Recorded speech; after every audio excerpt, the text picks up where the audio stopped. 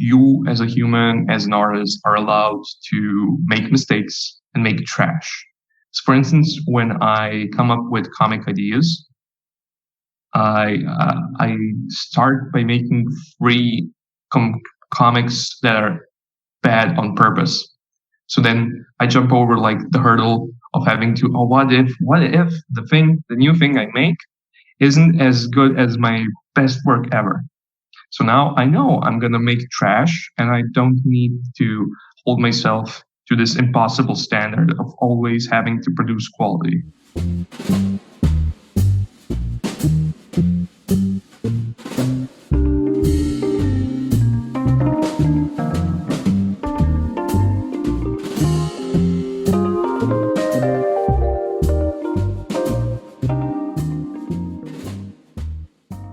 So hi, Martin Rosner. Hello, hi, Anam. Would you like to tell the... So I say this every time, I'm just going to stick with it.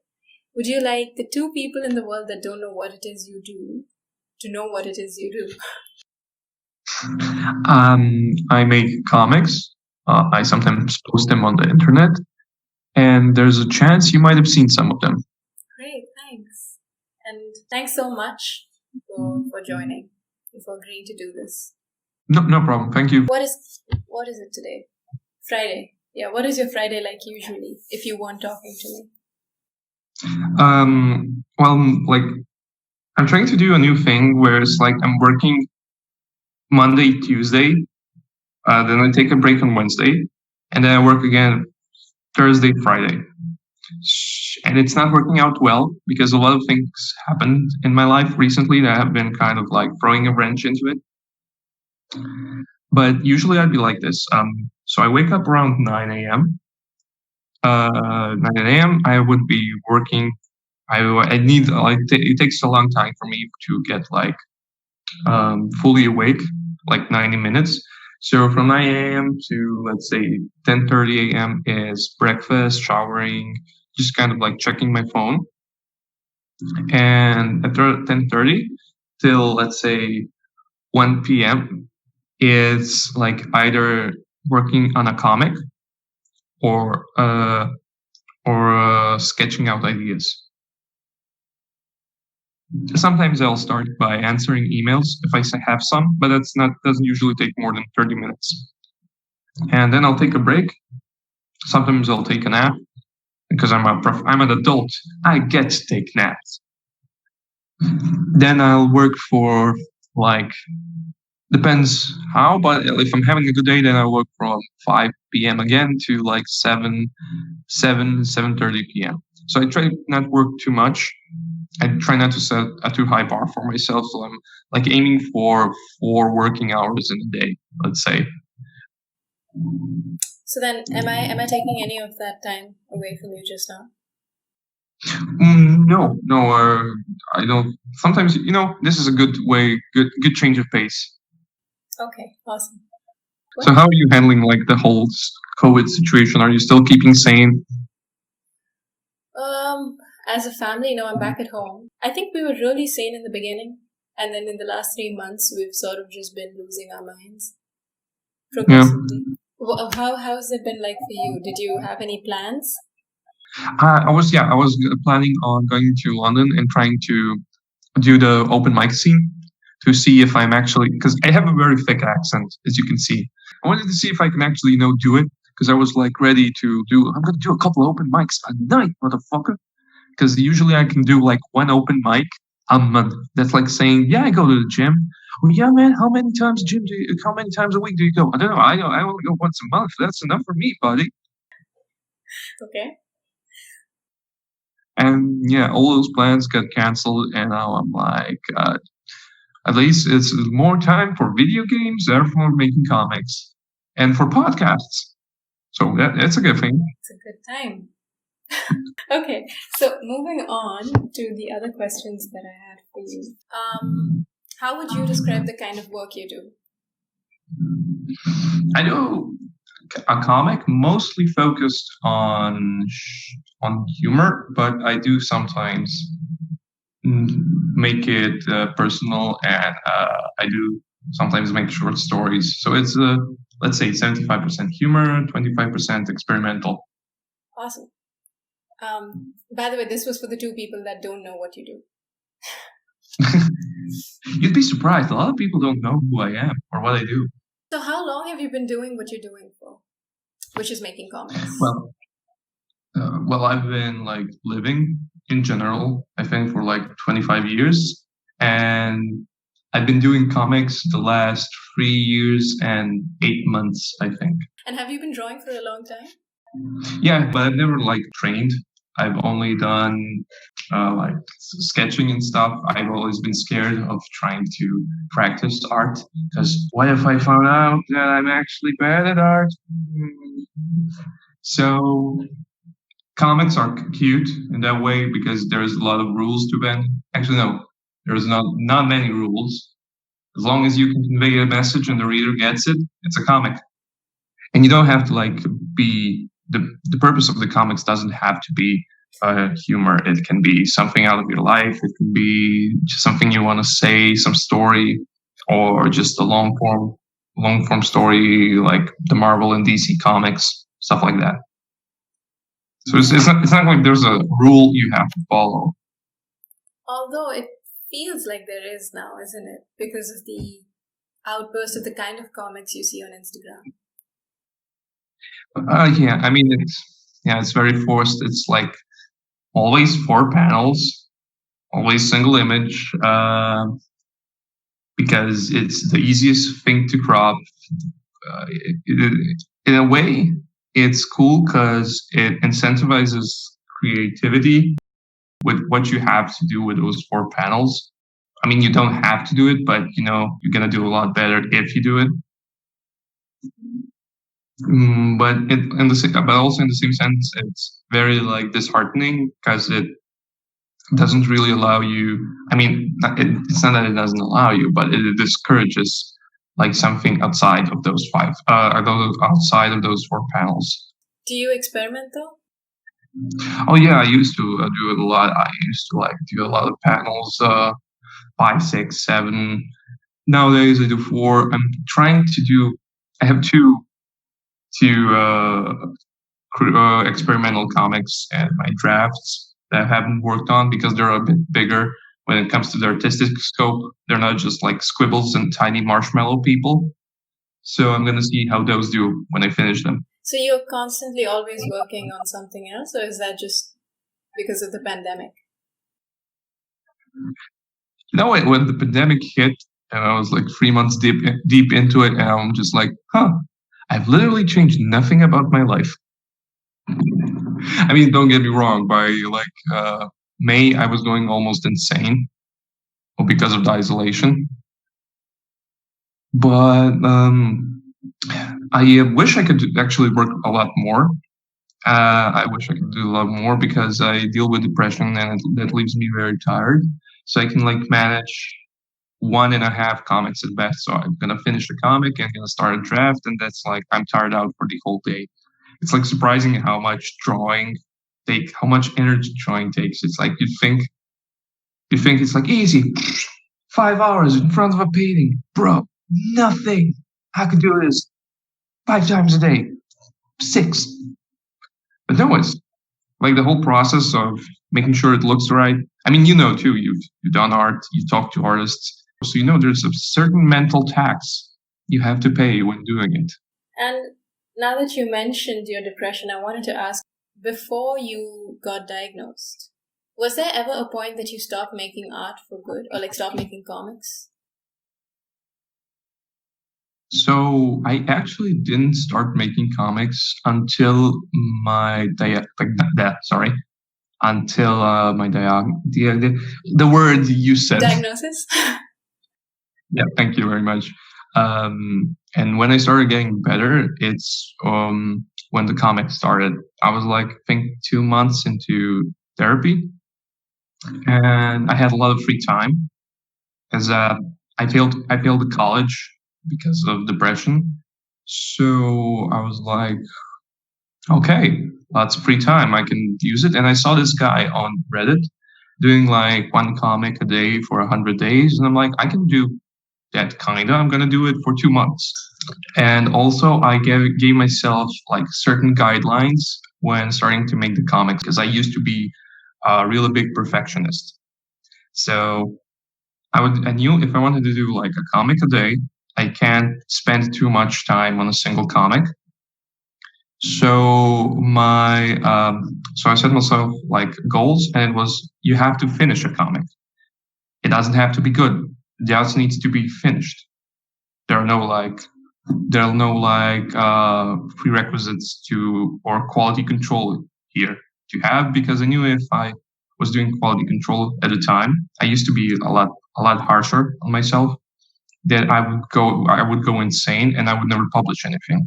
So just finish a comic, publish it. Those are the only rules. No quality control, doesn't have to be good, doesn't have to be funny, just keep doing them.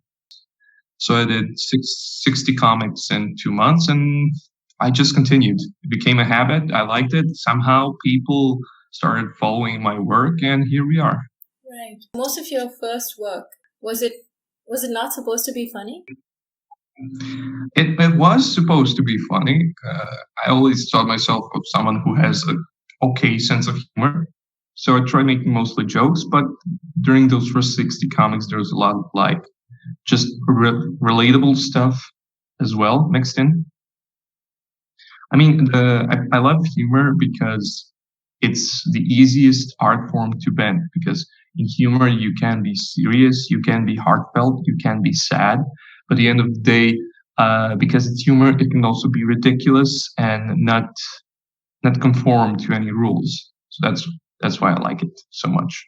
So you give yourself quite a bit of leeway before you publish something, and that has worked out for you somehow. So the thing is, I do like a lot of comics. So, sorry, the secret behind comics, if you're gonna be successful, is first, number one, is continuity. Like, is just keep making them. That's the first thing that you're gonna like. The second thing is, if you're doing like these short form humor comics, you're gonna like publish 2 comics a week, but you're also gonna make, if there's gonna be quality, you're gonna make like 10, 12 drafts a week of like comic sketches. So the two ones you published are the best 2 out of a pile of garbage. So even if you like make 10 really bad comics, just because it's in the nature in the nature of quality, 2 or 1 comic out of that bunch will be a lot better than the rest. And then you take that and you make that into something full. I'm not saying you're always going to be like, oh, I made trash, I'm just going to publish it. It's just that sometimes, just creating, making, like allowing yourself to make mistakes, also allows yourself to be creative. And that's quite a large weight off your shoulders when you start out. And it's kind of like you gotta understand that 90% of the work we do, not just you and me, but humans in general, like even the geniuses out there, 90% of our output is going to be trash. It's going to be complete trash. And whenever you look at an artist you admire, be he a musician, painter, drawer, a concept artist, anything in between, you are only looking at his, most of the time, you're only looking at his 10% of his professional work. So you gotta keep in mind that you, as a human, as an artist, are allowed to make mistakes and make trash. So for instance, when I come up with comic ideas, I start by making 3 comics that are bad on purpose. So then I jump over like the hurdle of having to, what if the new thing I make isn't as good as my best work ever. So now I know I'm going to make trash, and I don't need to hold myself to this impossible standard of always having to produce quality. A lot of the times when I've spoken to the painters that I did, they would say, some of them say, take your time, because you're so hard on yourself. Take all the time, give it like a week, maybe look at it again. So it's always nice to be able to try this perspective where I don't think too much and I'm like, I don't know if I'll change my mind about that tomorrow, so I might as well put this out. Sometimes I've heard there was this experiment in a college somewhere where they divided a ceramics class into groups. One group was tasked with making a single pot the best that they could. And the other group was tasked to do as many pots as they can. So it wasn't like we're not gonna grade you on quality, we're gonna grade you on quantity. And so what happened at the end of the semester is that the group who was more focused on quantity had the pots, I think, or the base, I'm not sure, but the better ceramic product. They had they were a lot higher quality than the people who only spent work on a single one, because they were practicing more, they had a higher output, and they learned a lot more from making mistakes. And it's kind of the takeaway from which guides my work. It's that I do believe that quality comes out of quantity, at least in comics. Yes, I think I've heard this before. Either I've heard it from my brother who just keeps telling me I should be painting more. Yeah, it's the problem is when you put a weight on yourself. It's like, I have to draw now, I have to paint, and I don't really have a solution for that because I still struggle with it, because you put the weight of the task on yourself without actually doing the task. It's like, I have to, and then you tire yourself out. Absolutely. It's either that or stressing on quality, like you just mentioned. There's a really cool trick. A really cool advice actually I got once. It's like you should have two sketchbooks. One is for when you want to draw, and one is for when you don't want to draw. So it's one is where you actually try to practice and stuff, and the other one is for when you don't want to draw, so you just do swirly lines and stupid scribbly stuff. I think that could help you. I should try that. Now, if you think that's bad advice, please feel free to say so. It's just it's a perspective I have that I've been thinking about. I will be honest with you, but I don't think I can tell good advice from bad, because I'll just be like, let me try and then see how that works out. Most of the times, I think it's my ego that comes in the way, because I have been painting on and off for 5 years now, and somewhere in between, I've had decent successes. The world has been like, oh, this is good, we'll buy this. And then those times I've put those times up high on a pedestal. I think I've just made it such a bad practice that I just keep avoiding going back to painting altogether. Yeah, I completely understand it. It's the same way. I used to draw a lot. I used to do a lot of line art with, pen and paper drawings, and the same thing was bothering me. It was like, if I put out a painting that I liked but didn't get any attention, I felt bad. So it's like you gotta. I think this is more about mental health and giving yourself enough leeway as a person, as an artist, to also make the stuff you want to make, but also realize that when posting on the internet, you're fighting the social media algorithms. So sometimes it's not that you didn't produce quality. It's just that you posted at a bad time. The algorithm decided at random to shit on you. There's a lot of factors. There's been, the algorithm is updating, so everything that was posted at a certain time was just gonna be thrown out the window. And you gotta realize that social media is directly working against you when you want to show people your work. Even though it promotes itself as a hosting platform for you as a person, everything you are, it's doing the complete opposite. So it can get you to pay them to advertise your work. So that's one thing to keep in mind. That is something that I forget. People who just start out often think that if it's in me, then I should produce something that's of quality right in the beginning. I think that's it. It happens to most of us. I think it's like the same thing when you start a new sport or new hobby. It's like, if I don't master this at day one, I'm not gonna do it, and it's hard.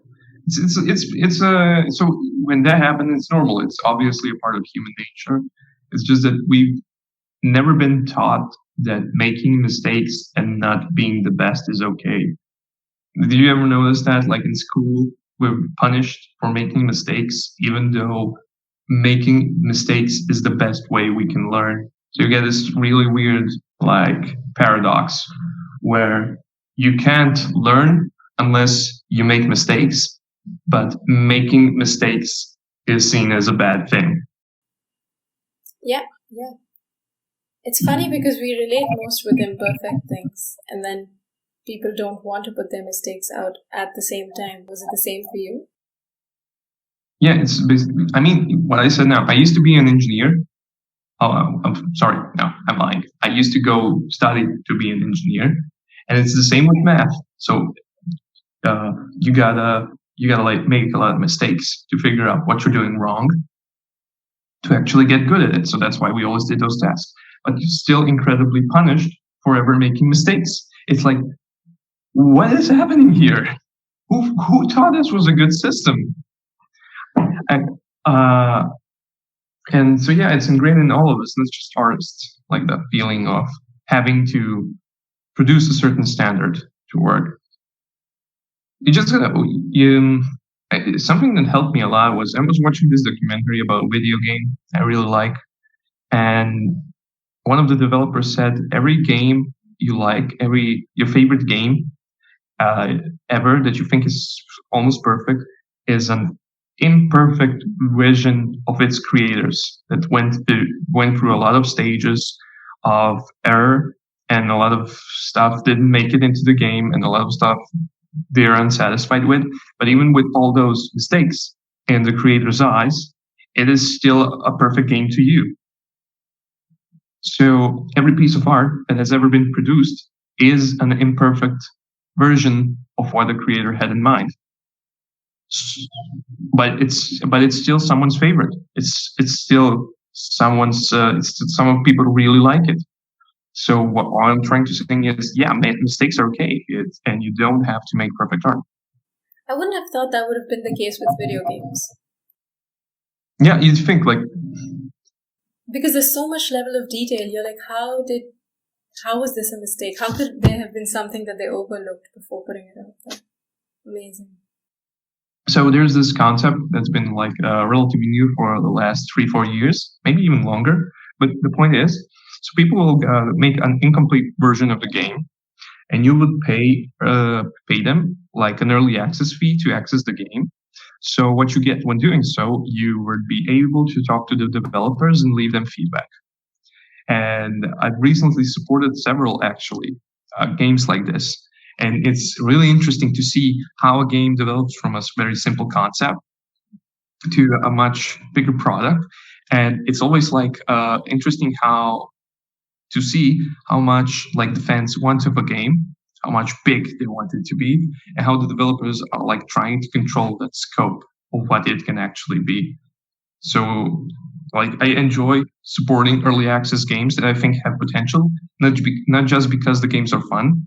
So far, I've made very good purchases and good stuff. But it's also because I am so fascinated by the whole process of them giving you updates and sometimes seeing the feedback that you gave them actually implemented in the game. The last game I played was Shadow Tactics. I spent all month doing nothing else. Like, I'm going to play this on the hardest level and feel so accomplished. So it's a good time. Yeah. Did you ever end up taking a break from making comics that lasted way longer than you expected?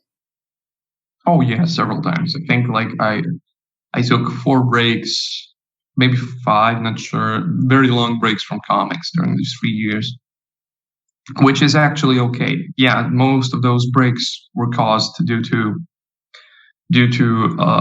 my mental health issues, but what I've learned is that creativity, just like exercise, fitness, cannot go without breaks. You can't produce quality without stopping, without looking after yourself. Sometimes you're just going to be like, look, I need a week off, and I'm going to take I'm going to take a week off, which is cool when you're self-employed and can do that. But also is like very necessary in every job field, especially creative ones, where you're like, I need to do this before I burn out. So yeah, I'm a big fan of breaks. Like, you want to take a break, you go do that. It's going to make you a better person and a better artist. That's not very helpful in my case, because I've been on a break for the longest of time. Well, too much of a good thing is always bad. So it's important to find a balance. Like, you have to work, but you also do need breaks. It's like an integral part of productivity are breaks, because breaks keep you from burning out and from completely going insane. How do you think a break should be, such that it actually ends up feeling like a break?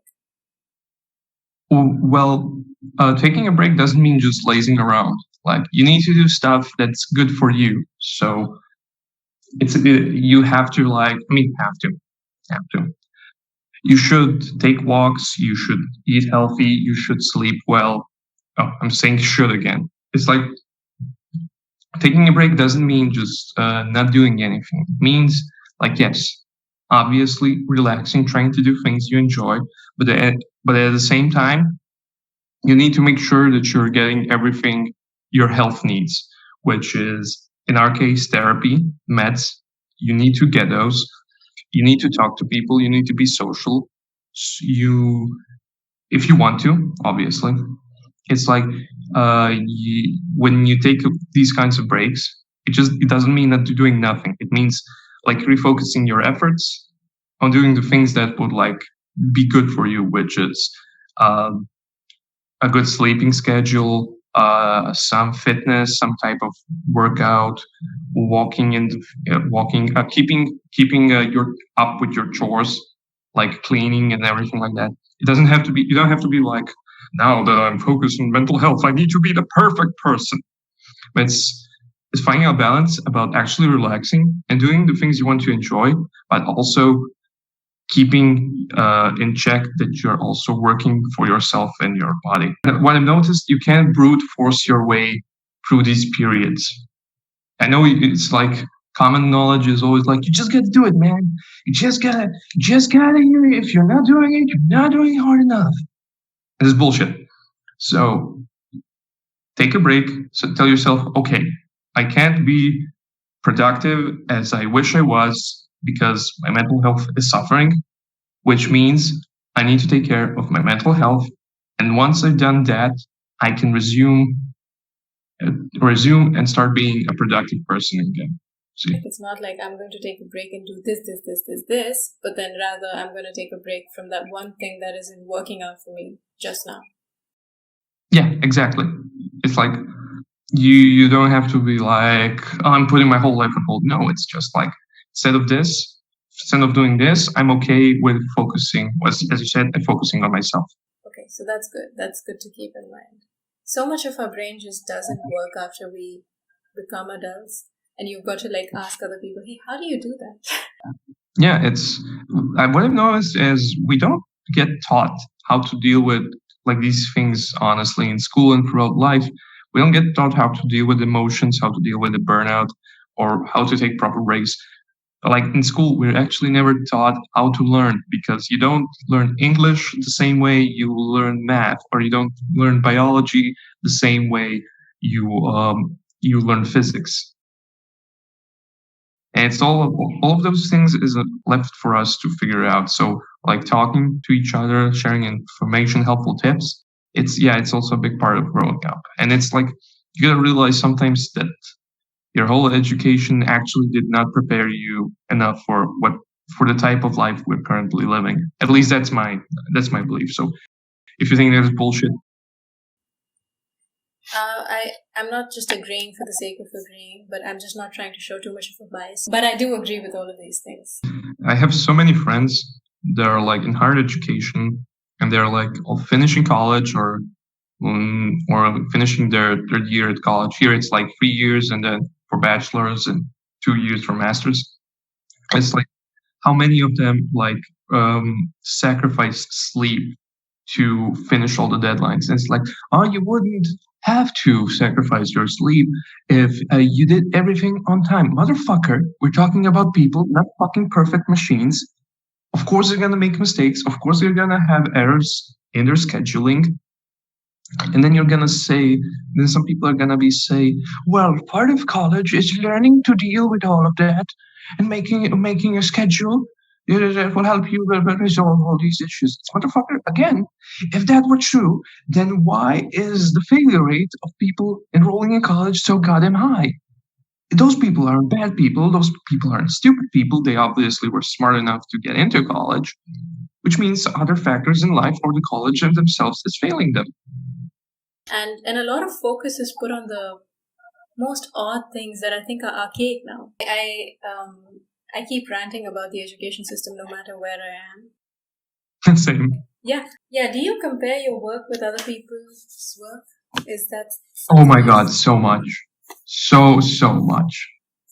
How do you get around? And that's not healthy. That's not healthy at all. I used to be like obsessed comparing numbers, so I'd be like, oh, this person has this many followers. I have this many followers. He's getting this number of likes. So if he's this big and gets this many likes, this means that with my numbers, I should be getting this many likes, but I'm not getting this many likes, which means I'm not doing well. Or if someone is gaining followers at a faster rate than I am, and then I'll be like obsessing on, okay, what am I doing wrong? Obviously, which this means that their content is better, which means I should change my content or someone knows this means something with my content is wrong. And how do I change this? Like blah, blah, blah, blah, blah.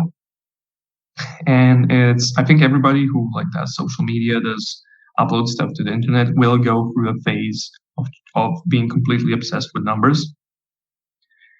And like learning to deal with that is another skill, acquired skill. It's like, yeah, you won't like ever lose the need to compare yourself. It's not something that goes away. It's just you can get better at catching yourself before you start obsessing over it. And like these numbers are not a reflection of my quality or as my quality as a person. And it's not healthy for me to look at these. So I'm just not gonna look at them. You're gonna be like the adult by your own side who was like, hey man, don't do that. So I don't think like the craving for comparing yourself will go away. Honestly, for me, it's never gotten like easier. I've just gotten much better at dealing with it. Does it still happen to you now that you're, I would assume, in a comfortable place with the pace and with the content that you make? Do you still compare? Constantly. It never stops. Like Perry Bible Fellowship. He's another very successful comic artist. He is, by honestly every word, a genius at this stuff. Very creative, very, very hilarious and everything. He rarely uploads because he makes sure that what he uploads is quality. The problem is that the style of like only uploading when you're confident in your work doesn't work with social media algorithms, because then he gets fucked by the algorithm because his upload schedule is very sparse, so he can keep up with the quality. And he also has like issues of like, he is an absolute legend in the webcomic industry because he's very much known for his insane quality of work. But I got to talking with him, and he still has very much issues of not looking at the numbers and comparing how his stuff does compared to others. So it's a constant struggle, no matter the level you're at. It's just, it doesn't fade away. It's just you got to work on telling yourself, being like, as I said, the adult behind yourself who's going to be like, this is not healthy, stop doing that. So what are some of the things that you struggle with personally? Well, I mean, I generally hate social media. I think it was a great tool, but it's just that the algorithms are completely designed to to bully content creators of any type, not just comic artists in general, musicians, comedians, everything like in between. And they very foster much this unhealthy attitude of having to upload every single day, being always online, making sure you never leave the site. So I'm very much against them. But personally, as an artist, my biggest struggle right now is quality, because I do compare myself with with some of my colleagues, and it's like I want to make sure that my stuff is at the same level as theirs. So I do have this like additional mental burden of making when I make stuff is like, is this actually good enough to be compared to X and Y's work? So that's something I still struggle with. I had like a period where I didn't really obsess over it that much. It's like now I'm like this point in my creative process, in my creative career, where it's like, will my followers still keep up with me, still read my stuff, if I can't improve what I'm putting out? So that's like another mental burden, and which is obviously again made worse by the way social media works. And it's something I'm working on. I'm working more and more on challenging those thought patterns, and actually keeping up with that quality what criteria. Because when you say quality, what does that mean? Well, like, it's not well defined. Because at the end of the day, if you're gonna go by that, you're just gonna define quality by the number of likes under your image or under your post or under your art. And then you gotta ask yourself, does that number really reflect quality? What is that number? How does that number change? And it's like, it's really not a healthy attitude to have towards yourself or your art. Yep. Well, thanks for sharing that. I'm sure there's so many people who feel the same way. Sometimes you got also, if I said that you need to take a break, but it's like something I struggle with is what I said is that like the social media is always asking of you to always be uploading. And right now what I'm doing is I'm going to be selling a shirt for the next week. It's going to be a limited edition shirt, which is going to last from Monday till obviously other Monday. The thing is, like, now I got to make sure that I post a comic every day to keep the algorithm happy, so it shows my comics, so I can promote the shirt more, so I actually earn something. But now the issue is I haven't been uploading for a week, actually a bit more, because I had a death in the family, and I couldn't like do comics, couldn't really work. And now I'm worrying because when I start uploading the comics, the first few 2-3 posts will do a lot worse than they usually do, because I haven't been feeding the algorithm. And that's something that's like in the back of my brain. It's like, shit, man, the shirt's gonna do bad if you don't do something right now. But I'm already like gonna be doing a comic a day for 7 straight days, which is a lot of work, because I gotta make, not just making the comics, I gotta make sure it's good enough for people to actually want to read it. First of all, I'm really sorry about your loss. No, thank you. Do you also sell a lot of merchandise from time to time? No, this is actually my second merchandise ever I'm selling, because I only sold a poster. So if you ever put up merch in the future, will you just be putting it up on your Instagram page, or is it? Well, yeah, I'm currently earning through Patreon, and so yeah, mostly earning, all my earnings are Patreon or doing some kind of private commissions for companies or something the like. So merch would be actually, if I manage to do it, merch would be the main way of how I would earn stuff. So I'm gonna try to like build up some certain type of merch, so which people would actually want to have. That's the next step, because when you're doing this, the most of the money isn't from like making the comics. It's everything. It's the merchandise surrounding the comics. That's basically how also cartoons and movies make most of their money. It's not the main product itself, it's everything surrounding it. Right. So if you don't mind me asking, is this what you do full time? Oh, no, I do this full time. I made it to like Croatia's minimum wage on my Patreon. So I'm like, I'm a full-time artist now. Huh. But I also, obviously, I live with my parents. Due to my depression, I don't feel like very comfortable starting an office job. I used to have an office job and it made me feel miserable. But it's also like the problem with me doing another job isn't because my like comics would suffer. It's just like I don't know when I'm gonna have a depressive episode or when my mood is gonna be destabilized. And I can't show up at the job and be like, "Hey, can't work today. Feeling bad. Sorry, bye." And that's why I'm not looking for a job currently, and I'm trying to make this my main thing. Because the way of like making art gives me the opportunity to be the master of my own time. So when I do feel worse, I can be like, okay, I'm gonna commit to myself now. I was wondering how do you make the stuff you like making, and also not go broke? Has there ever been a time where you've been like, oh shit, I need to do something else to be able to support this? Yeah, as I said, I did do an office job for a while I was also doing the comics.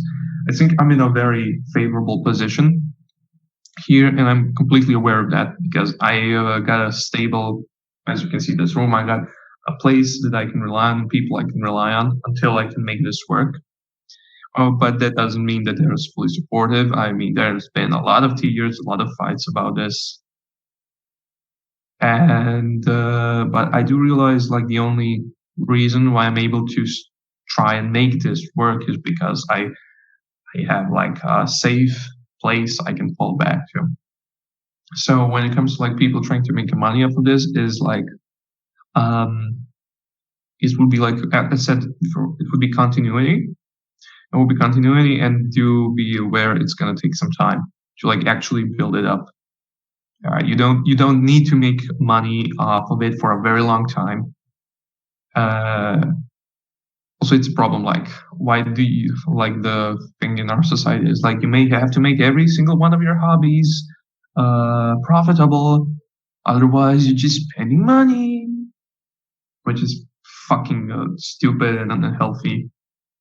Well, like I do want to do this as I generally want to do creative stuff as like comics were never meant to be the main thing of mine. I actually want to do stand-up comedy as the main thing. Yeah, I've been doing it for a very long time, but since COVID happened, I haven't been actually on stage ever since. And also, I live in a small town in Croatia where stand-up isn't a big thing. So currently I'm trying to save up enough money, earn enough so I can move to a bigger city where I can actually start doing stand-up for real. And the reason I use my real name in my comics is so when I start doing stand-up, the comics promote the stand-up, that's stand-up persona. And so also when I do the stand-up, so people know like, oh, I know his stand-up. I didn't know he also does comics. I'm going to check that out too. So I was wondering, do you follow a schedule that helps you create work? I try to, but I'm a very erratic person, so I usually fail greatly at that schedule. Does your best work come out in isolation, or does it come out when you're working in some sort of community? Or I work from home. I wish I wish I could like rent an office space and work with someone, like another artist specifically, because I think if I have to like work, I live with my family and I always have someone in the house. If I was working alone, I think I'd go insane in a matter of like 2 months. Okay. But generally when you're creating something or when you have a plan, do you feel the need to disconnect with the world to be able to finish that? Well, no, I actually never had that experience. I never felt like I need to be completely isolated or like in a certain headspace to be working. I'm not saying other people don't work like that or that they don't need that. It's not something I personally require. Do you? Sometimes, yeah. But I realized I'm the kind of person who really likes being alone and then not having that much noise. I was gonna say I'm actually very similar to you in the sense that I like being alone, but I find it very comforting knowing there are people around me. Like I like having a certain office space, to say working space, where I'm isolated, of course, and don't like have any distractions. But like knowing there are people behind me that I can just stand up, go like, hey, what you doing? Like that's very comforting for me. Yeah. Yeah, not just you actually. Everybody I spoke to when I asked this question said, yeah, I would prefer to be more connected rather than be that tortured, isolated artist. Yeah, everybody, when you're talking to someone, obviously you're gonna, and if they say like, oh, I like being alone, I haven't spoken to another human person in like 5 weeks, the first thing you're gonna think is like, man, that's one cool dude. I don't really know if people do that. Maybe I haven't come across somebody who does that. I understand the concept of taking a dedicated time off just so you could be by yourself and you have this project in mind. But then I ask this question because there's so many preconceived notions, and some people think you have to be alone if you want to create anything. I don't believe that, but I know. I think like having a dedicated working space where you can like be focused on your work, yeah, that helps. But like being completely alone, I think that's gonna lead to. I mean, everybody's different, but in my case, it would lead to me being sad. Also, you can get a dog and let him sleep in your room. As like, yeah, hell yeah, pet the dog, pet. Yep, that would be nice. Do you make anything besides the comics that you publish? I used to do stand up, but I picked up recently oil painting, just because like, yeah, it's not something. It's not good. It's not good, as I said. It's more of like trying a new art form and seeing what I can learn from that and bring it to comics. Yeah, I see. How's that going for you? Oh, you should see the mountains I drew. They're horrible. Too bad. Do you have someone who weighs in on the comics that you make? Do you just show somebody another set of eyes? Yeah, I usually, when I'm like unsure of a comic, when I know it's not garbage, but it's not like really good, then I try to show it to a few of my comic friends that I think have good judgment. It's basically like if they make me funny, I'm gonna ask them. Like if they make me funny, if they make me laugh, I'm gonna try. I'm gonna try to show it to them and ask for their opinion. So, do you think the environment that you are in contributes to the kind of work you produce?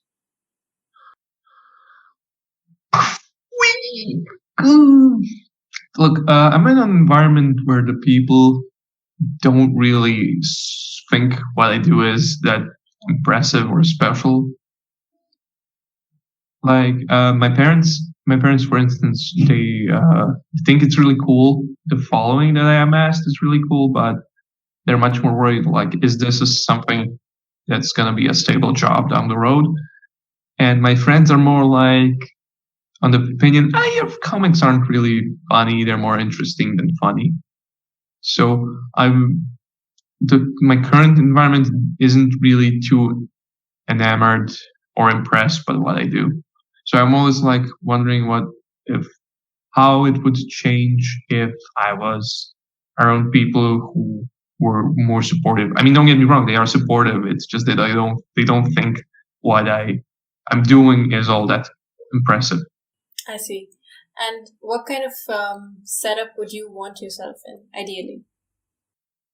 Ideally, well, I would like to have like dedicated working space. The problem here, so I work in my room, which is also where I sleep and where I play games and I relax. So ideally, I would have like a whole completely different setup as an actual office, be it here or be it somewhere else, and have the option of like not being alone all the time.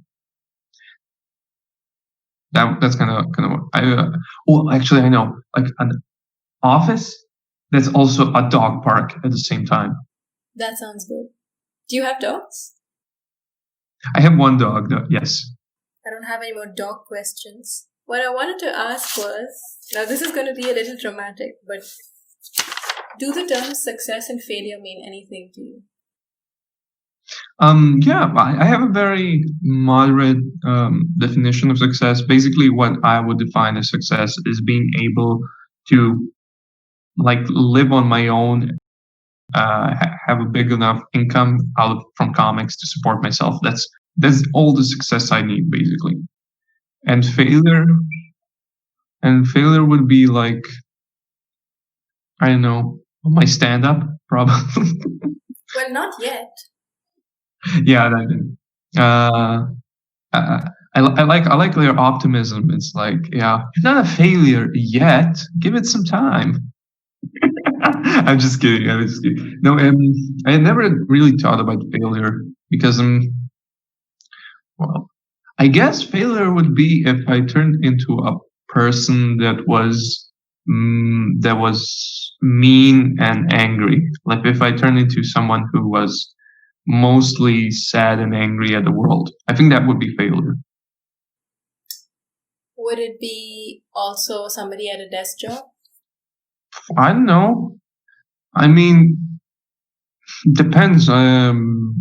It's not something I want to do. It's not something I look forward to doing. But like, if I end up in a situation, and I call that situation a failure, I think that then that's just making it worse for myself. It's like, why do I need to? I mean, obviously it's not ideal. I can say like it's not a good situation, but calling it a failure would be just like putting extra stress on myself that I don't need. Like putting myself down already when I'm down, it's like sounds something completely unnecessary. Yeah. So how is the environment in Croatia? Is what you're doing completely unconventional? Yeah, I think so. I mean, there are other artists that like do freelance and some stuff, but nobody I know of that's trying to do stand up and comics. I knew a few stand up comedians that do it full time, and they're actually very good. Like it's a shame they don't do like acts in English because I think they would be really good. But yeah, I don't know anybody else who does the things I do in Croatia. Maybe I'm the only one. Does that sort of limit you from doing what you're doing? Do you ever just have this high level of self-doubt and think that maybe I should go back and do a regular job? I mean, I do want to go back to college at a certain point, but I'm not sure. I mean, I do want it, but I know how much I want it because of like other people. Because I have all my friends are either have just graduated, are graduating in the sense they're in final year, or they're just finishing up their bachelor's degree, and I'm the only one that's not at college. So sometimes I'm wondering, like, do I really want to go to college, or do I just want the prestige of like? I mean, I was like, you're studying neuroscience, which is awesome. And I used to be like in engineering, and I was like, oh, how cool would it be if I was an engineer? So I can go up to someone and say, hey, I'm an engineer. Yay! And I'm not sure if I genuinely want to learn, or is it just the prestige I'm after? Like the social standing, like, look at that guy. Now he finished college. So, I don't know how it is in Croatia. Do a lot of people take the engineering route? I don't know how it's similar in the way that it's pushed in India and here. But yeah, it's like people are like, oh my God, I hope my son or daughter or daughter is going to become an engineer or a doctor. But that's basically it. Well, good for you for not following that. Good for me. A nightmare for my parents. How are they taking it though? Do they still hope that you might go back to college? Oh yeah, so much. There was a lot of shouting, a lot of fights, a lot of tears spent on until I got here where I am. But it was mostly due to like my mental health because they didn't believe that depression was a real thing. And it's not perfect, but it's gotten a lot better. but it's went through a process of like a lot of personal pain. How did you deal with the whole stress of actually having your parents not believe that this is an actual condition and at the same time be dealing with it? It was a lot of self-doubt. It was a lot of time spending like, am I really, maybe I'm just lazy.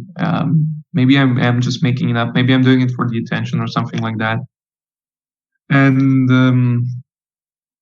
there was like a lot of times where I questioned if I really want to stay like in contact with my family at all.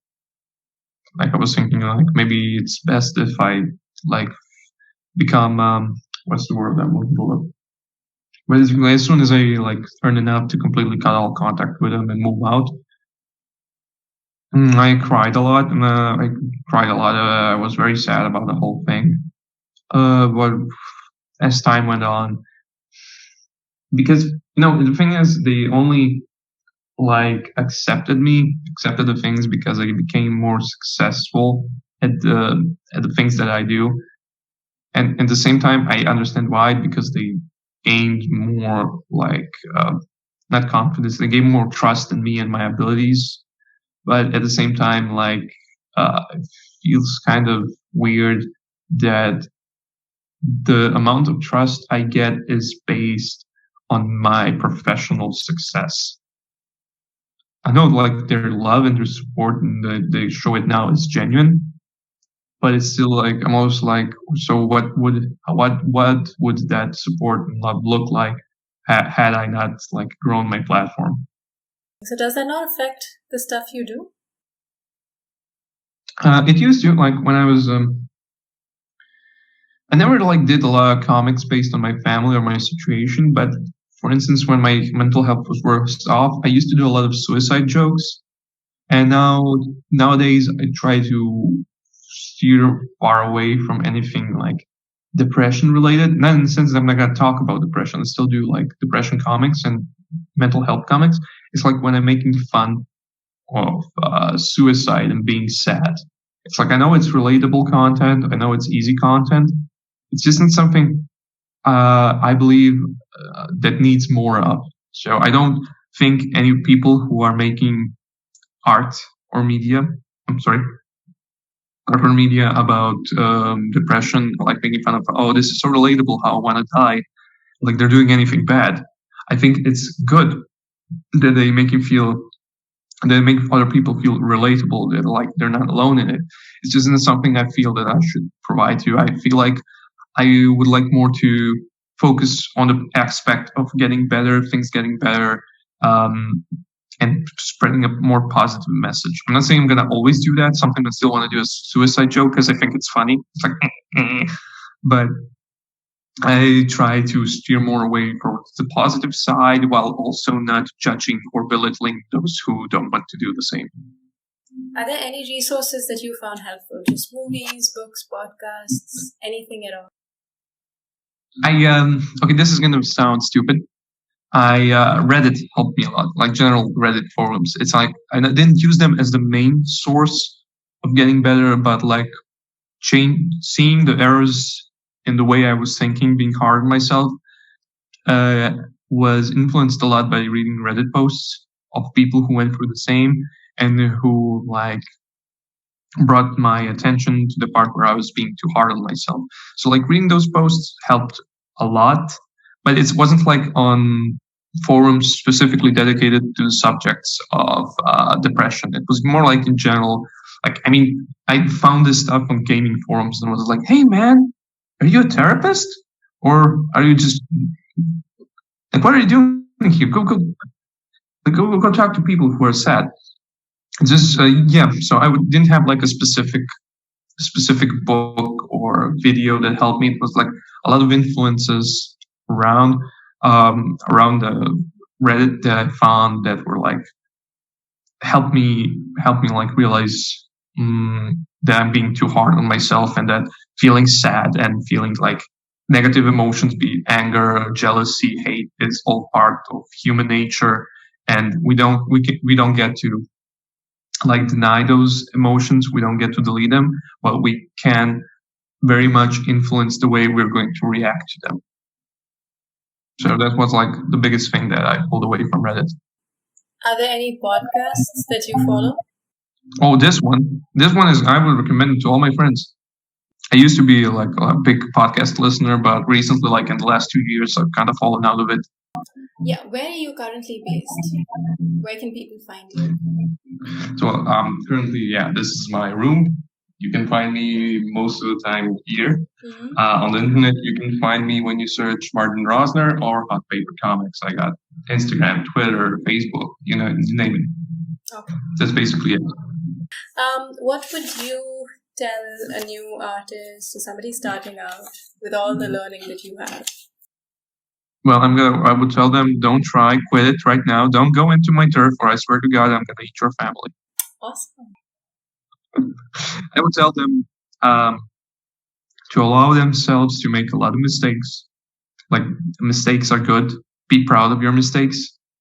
It's not gonna feel nice. It's not gonna feel nice to make mistakes. It's not gonna feel.